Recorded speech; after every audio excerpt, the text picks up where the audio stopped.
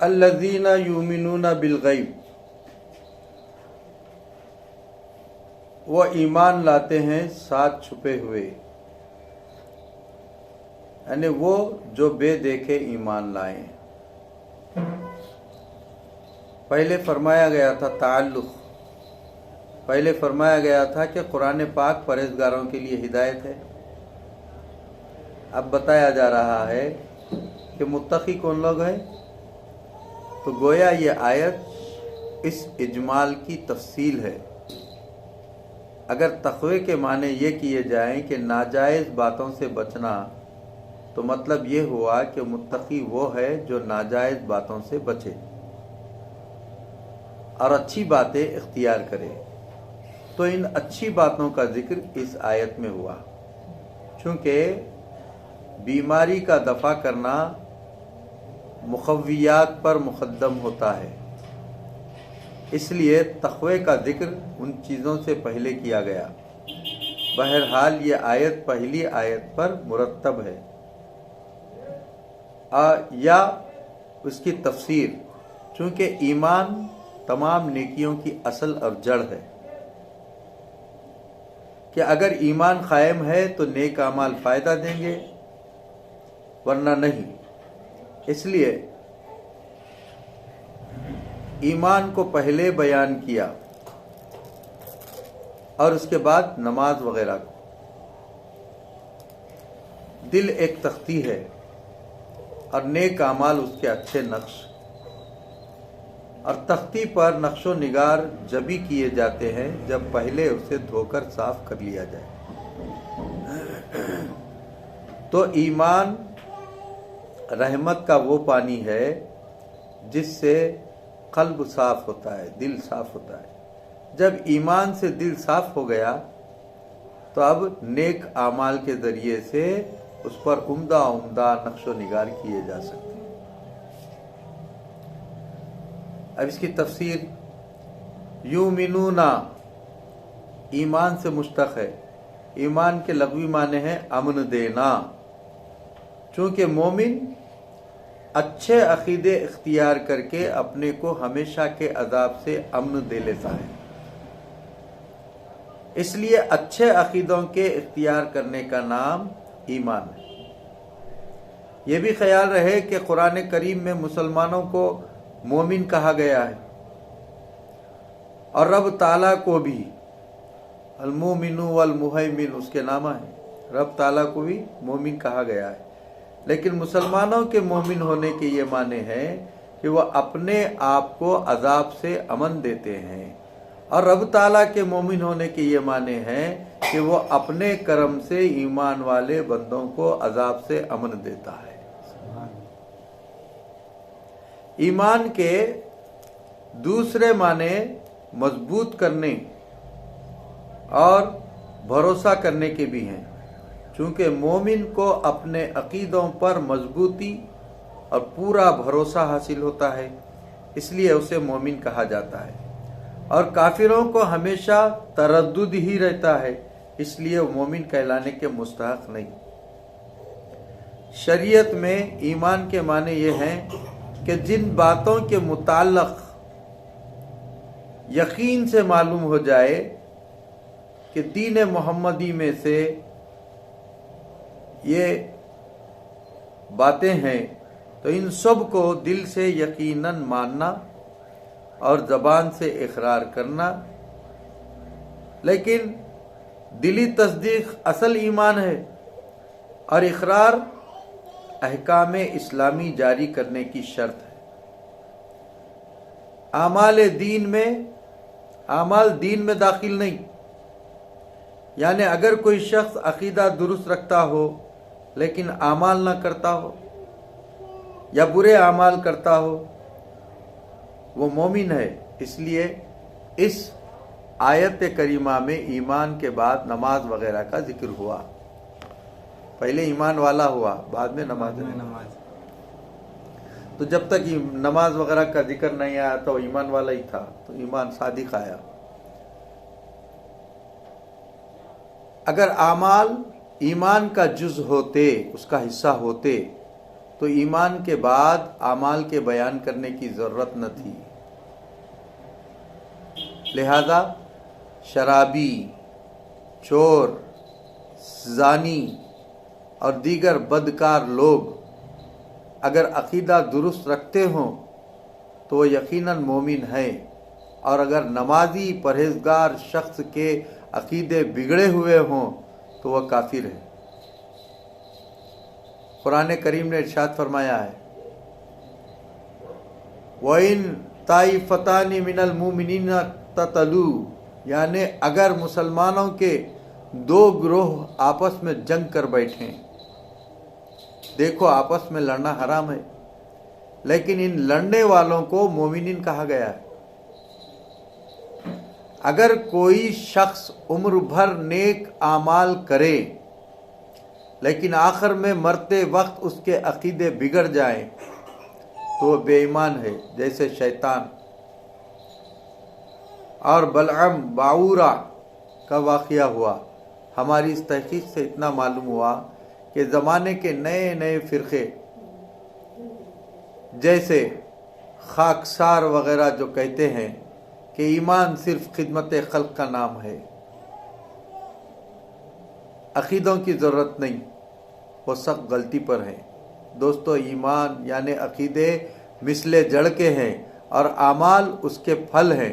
फल जभी लग सकते हैं जब जड़ कायम हो। इसी तरह हाली पानीपती जो कह गए, यही है अक़ीदा, यही दीनो ईमान के काम आए दुनिया में इंसान के इंसान। ये एक खब्त है। कुरान करीम फरमाता है कि अगर तुमने हमारे नबी की आवाज़ पर अपनी आवाज़ें ऊंची कर दी तो तुम्हारे आमाल बर्बाद हो जाएंगे। अगर ईमान सिर्फ आमाल का नाम था तो नबी पाक सल्लल्लाहु अलैहि वसल्लम की अदना बेअदबी से आमाल बर्बाद क्यों हो गए? इसका मतलब ये नहीं कि मोमिन को आमाल की ज़रूरत नहीं। नेक आमाल भी सख्त ज़रूर चीज़ हैं।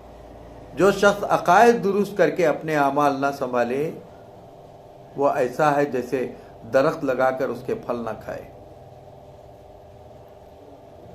इस्लाम और ईमान में फ़र्क। इस्लाम के माने हैं सजदे में रखना यानी इताअत करना।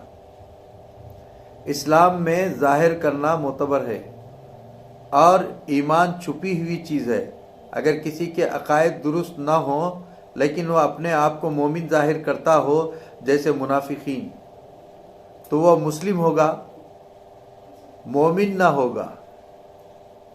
ऐसे ही अगर कोई शख्स ईमान ले आया मगर उसको अपने ईमान ज़ाहिर करने का मौका ना मिला तो मोमिन होगा, मुस्लिम ना होगा।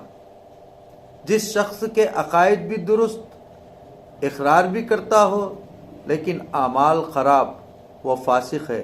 जिसके आमाल भी दुरुस्त, वो मुत्तकी। ख्याल रहे कि जानना पहचानना और है, मानना कुछ और। हुजूर सल्लल्लाहु अलैहि वसल्लम को जानने पहचानने का नाम ईमान नहीं, मानने का नाम ईमान है। कुरान करीम फरमाता है, यारिफूनहु कमा यारिफूना अबनाअहुम। कुफ़ार मक्का हुजूर को पहचानते थे मगर काफिर रहे, क्योंकि मानते न थे।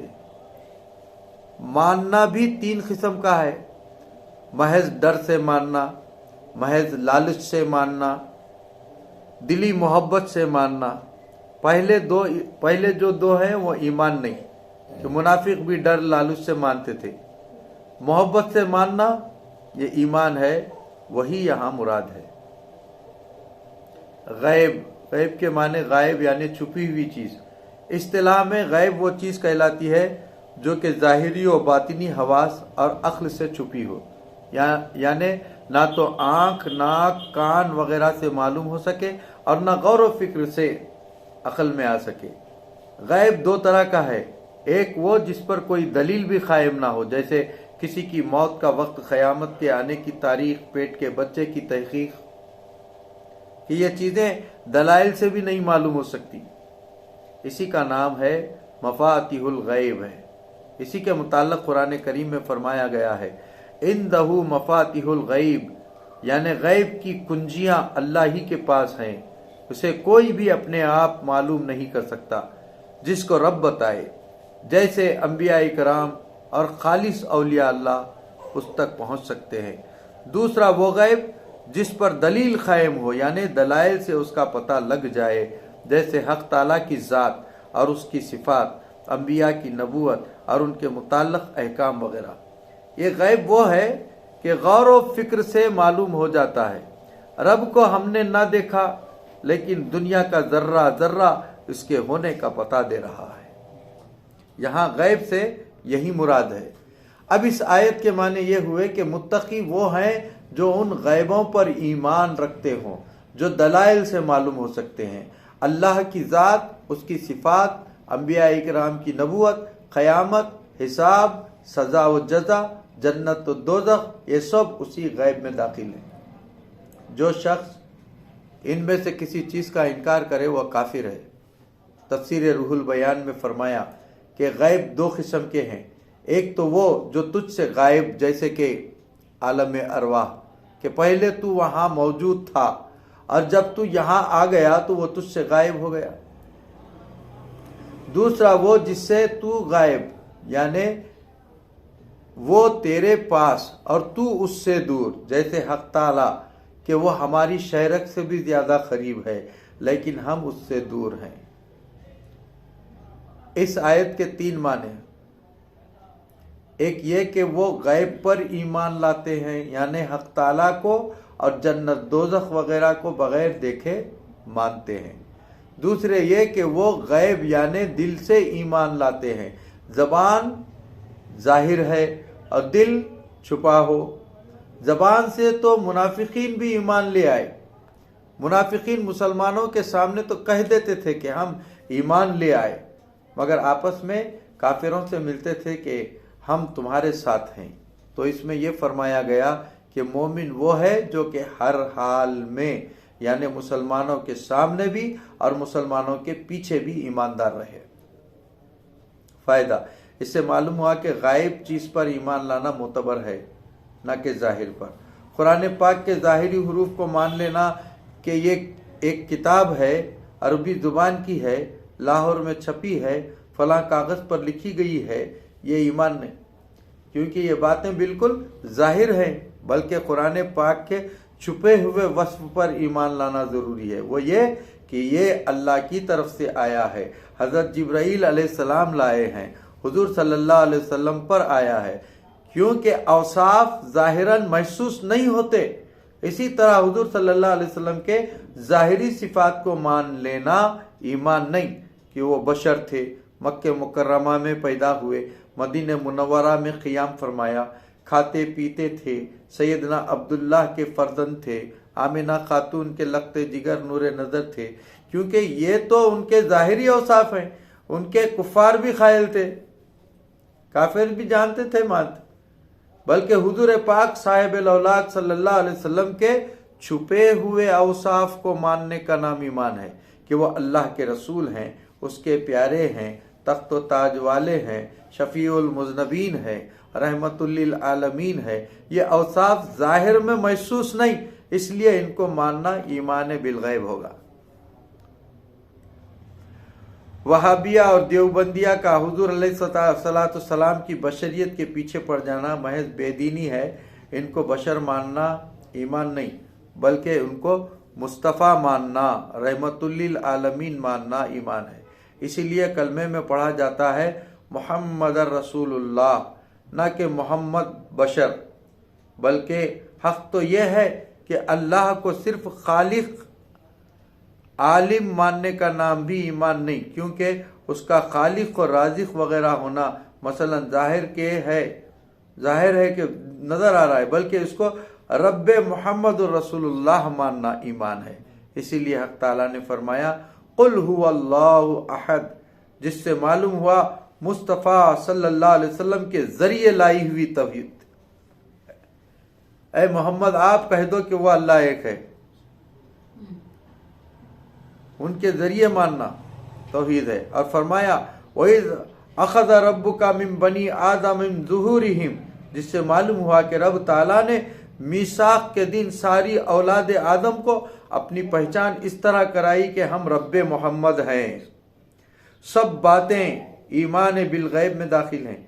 रब ने अपनी मखलूक़ात में गैब और शहादत रखे हैं। हमारा बदन शहादत है, क़ल्ब और रूह गैब, दरख्त और उसकी सब्जी शहादत है, जड़ और दरख्त का वो रस जिसके सूख जाने से दरख्त खुश्क हो जाता है, ये गैब है। ऐसे ही ईमानियात के लिए गैब शहादत है। इब्लीस ने आदम अलैहिस्सलाम का जाहिर शहादत की चीज देखी, यानी उनका जिस्म और जिस्म की साख्त देखी, मगर उनका अंदरूनी वस्फ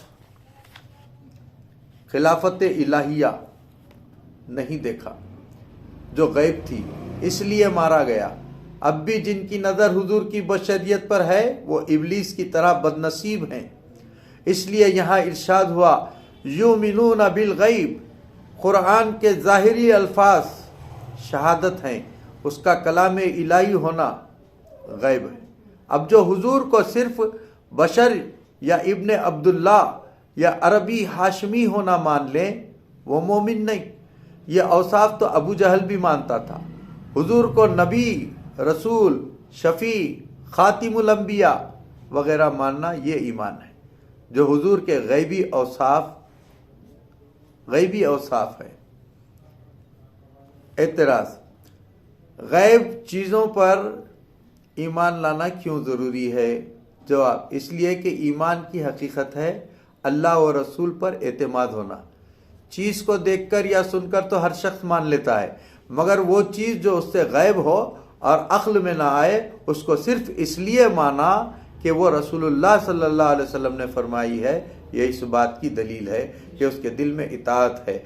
मरते वक्त मलाइका मौत को देखकर उसी तरह क़यामत के मरते वक्त मलाइका मौत को देखकर इसी तरह क़यामत के करीब आफताब को मगरिब से निकलता हुआ देखकर ईमान लाना हरगिज़ कबूल नहीं, क्योंकि उसे नबियों की खबरों पर एतमाद ना हुआ, बल्कि अपनी आंख पर एतमाद हुआ कि उनसे सुनकर ना माना, आंख से देखकर माना। सच पूछो तो ईमान की जान तो ये है कि रसूलुल्लाह सल्लल्लाहु अलैहि वसल्लम की खबर पर अपने हवास से ज्यादा एतमाद हो। अगर हम आंखों से देख रहे हैं कि इस वक्त दिन है और नबी करीम फरमाते हैं कि इस वक्त रात है, तो हमारी आंख झूठी है और नबी करीम सच्चे, क्योंकि हमारी आंख 1000 दफा गलती कर जाती है मगर उनका फरमान कभी गलत नहीं होता। इस पर यह शेर चश्मा होता है, अगर शाह रोज रा गोयत शबे अस्त ई बबायत गुफ्त ई के माँ हो परवीन। एतराज, इस आयत से लाजिम आता है कि सहाबा इकराम का ईमान दुरुस्त ना हो, क्योंकि नबी करीम को देखकर ईमान लाए, हालांकि ईमान बिलगैब चाहिए। जवाब, सहाबा इकराम रज़ियल्लाहु ताला अन्हु नबी करीम सल्लल्लाहु अलैहि वसल्लम के ज़ाहिरी जिस्म पाक की ज़ियारत की और उस पर ईमान नहीं। ईमान तो उनकी नबुवत और छुपे हुए औसाफ पर है, और ये चीज़ें उनकी निगाहों से भी गैब थी। मोजज़ात को देखने से नबुवत नहीं महसूस होती, जैसे कि मखलूक को देखने से खालिक महसूस नहीं होता। एतराज, फिर चाहिए कि नबी करीम सल्लल्लाहु ताला अलैहि वसल्लम को मोमिन ना कहा जाए, इसलिए कि उनके लिए ईमान की कोई चीज़ गैब नहीं, क्योंकि अल्लाह पाक को उन्होंने देखा, फरिश्तों को उन्होंने मुलाहिज़ा फरमाया, कुरान करीम को उन्होंने उतरते हुए देखा, जन्नत और दोज़ख की उन्होंने सैर फरमाई। नबुवत तो खुद उनका अपना वस्फ है जिसका उन्हें इल्म हुजूरी है। जब उनके लिए इनमें से कोई चीज़ गैब ना रही तो उनके ईमान की क्या सबील है? कैसे कैसे पहलू निकालते लोग। अगर खिलाफ हो जाना है ना, कुछ भी निकाल लो, मुआफिक जाना नहीं चाह रहे। ये सब गुफ्तगू मोमिनों के मुतालिक थी। वो तो ऐन ईमान है, वो ऐन ईमान है, नबी की ज़ात ऐन ईमान है। उनके जानने पहचानने का नाम ही ईमान है। सब मोमिन वो ईमान, सब आरिफ वो इरफान, सब सादिक वो सरापा सिद्क, सब आलिम वो ऐन इल्म, सब खासिद वो मंजिल मकसूद, सब तालिब वो मतलूब, वो सबकी इंतहा, उन्हें अपने पर क्यों क़ियास करते हो? उनको मोमिन इस तरह कह देते हैं जिस तरह अल्लाह को भी मोमिन कहते हैं कि लफ्ज़ मोमिन एक है मगर माने में बहुत फ़र्क है। सल्लल्लाहु अलैहि वसल्लम। तफसीर कबीर, इसमें एक नुक्ता है, तफसीर कबीर और तफसीर अजीज़ी वगैरह ने मुस्नद इमाम अहमद बिन हम्बल से रिवायत नकल की। हारिस इब्न कैस ने सैयदना अब्दुल्ला इब्न मसूद रज़ी अल्लाह ताला अन्हु से अर्ज़ किया कि हमें हसरत व अफसोस है कि एक नेमत तुमको मिली और हमको ना मिली, वो ये कि तुम दीदार यार से मुशर्रफ हुए और हम उससे महरूम रहे। सैयदना इब्न मसूद रज़ी अल्लाह ताला अन्हु ने फरमाया कि नबूवत मुस्तफ़ा सल्लल्लाहु अलैहि वसल्लम सब पर जाहिर है, लेकिन ए हारिस तुम्हारा ईमान बड़ा कामिल है, क्योंकि हम उन्हें देखकर ईमान लाए और तुम बगैर देखे। और यही आयत पढ़ी। तफसीर अजीज़ी में अबू दाऊद 43 से रिवायत है कि एक शख्स सैयदना अब्दुल्ला इब्न उमर के पास हाजिर हुआ और अर्ज़ किया, क्या तुमने मुस्तफ़ा सल्लल्लाहु अलैहि वसल्लम को अपनी इन आँखों से देखा है? आपने फरमाया कि हाँ। फिर उस शख्स ने कहा कि क्या तुमने अपनी इस ज़बान से महबूब सल्लल्लाहु अलैहि वसल्लम से कलाम भी किया है? आपने फरमाया कि हाँ। फिर उस शख्स ने अर्ज़ किया कि क्या तुमने अपने इन हाथों से नबी करीम सल्लल्लाहु अलैहि वसल्लम से बैत भी की है? फरमाया कि हाँ।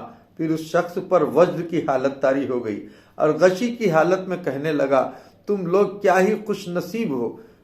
सैयदना अब्दुल्ला इब्न उमर ने इसका हाल देखकर फरमाया कि मैं तुझे एक हदीस पाक सुनाता हूँ, वो ये कि मैंने मुस्तफ़ा सल्लल्लाहु अलैहि वसल्लम को फरमाते सुना कि मुबारक है वो शख्स जो मुझे देखकर ईमान लाए और बड़ा मुबारक है वो शख्स जो बगैर देखे मुझ पर ईमान लाए। सुभान अल्लाह। इन हदीसों से हमारे इस कलाम की पूरी तायीद होती है। एक एतराज़, रिवायत से साबित होता है कि बाद औलिया अल्लाह और सहाबा इकराम पर सारे गैब जाहिर हो जाते हैं, जैसे हजरत ज़ैद रज़ी अल्लाह ताला अन्हु हुजूर सल्लल्लाहु अलैहि वसल्लम से अर्ज़ किया कि जन्नत और दोज़ख के सारे तबक़े मेरे सामने हैं, या कि हुजूर गौसे पाक रज़ी अल्लाह ताला अन्हु फरमाते हैं कि मैंने अल्लाह के सारे शहरों को इस तरह देखा जैसे कि चंद राई के दाने। तो इन हजरात को गैब पर ईमान हासिल ना हुआ, क्योंकि जब कोई चीज़ उनके लिए गैब रही ही नहीं तो गैब पर ईमान कैसा? जवाब, एक तो यह है कि देखकर ईमान लाना और है, एक है ईमान लाकर देखना। देखकर ईमान लाना मोतबर नहीं। यह हजरात गायब चीज़ों पर ईमान लाए थे, बाद में नूर ईमानी की ज़्यादती की वजह से वो गायब चीज़ें उन पर जाहिर हो गई, लिहाजा उनको ईमान बिल गैब आला दर्जे का हासिल हुआ। इसकी तायीद हज़रत इब्राहीम अलैहिस्सलाम के इस वाक़े से होती है कि उन्होंने बारगाह इलाही में अर्ज़ किया कि मुझे दिखा दे कि तू मुर्दों को किस तरह जिंदा करेगा। इरशाद हुआ कि अवलम तुमिन, क्या तुम इस पर ईमान नहीं लाए हो? अर्ज़ किया कि हाँ, लेकिन दिल को इत्मीनान हक़्क़ुल यकीन चाहता हूँ। तो देखो कि इसको ईमान पहले हासिल हो चुका है, बाद में इंकिशाफ हुआ। ततम्मा, इस आयत से मालूम हुआ कि इल्म गैब के बगैर ईमान हासिल नहीं होता, क्योंकि ईमान यकीन का नाम है और यकीन इल्म का इंतहाई दर्जा है। जब किसी को गैब का इल्म ना हो तो यकीन कैसे होगा? हम क़यामत, दोज़ख, जन्नत, रब की ज़ात और सिफ़ात को जानते हैं, तभी उस पर ईमान लाते हैं, और ये सब चीज़ें गैब हैं, उनका जानना इल्म गैब। तफसीर कबीर ने इसी जगह लिखा कि हर मुसलमान कह सकता है कि मैं गैब जानता हूँ, लेकिन इल्म गैब की दो सूरतें हैं, एक सुनकर जानना, दूसरे देखकर। सुनकर जानने को इल्म बिल गैब कहते हैं, जैसे हमको क़यामत वगैरह छुपी हुई चीज़ों का इल्म नबी पाक के फरमाने से है, और देखकर जानने को इल्मुल गैब कहते हैं, जैसे कि अंबिया इकराम और औलिया अल्लाह का इल्म। इसीलिए सूफिया इकराम इस आयत करीमा के माने ये फरमाते हैं कि मुत्तकी वो हैं जो ईमान लाते हैं उस नूर गैबी से जो रब ताला की तरफ से उनको मिला, और उसकी तायीद यह हदीस पाक करती है कि मोमिन नूरे इलाही से देखता है। वाखिर दावाना अनिल हम्दुलिल्लाहि रब्बिल आलमीन। रब्बना तक़ब्बल मिन्नल फातिहा।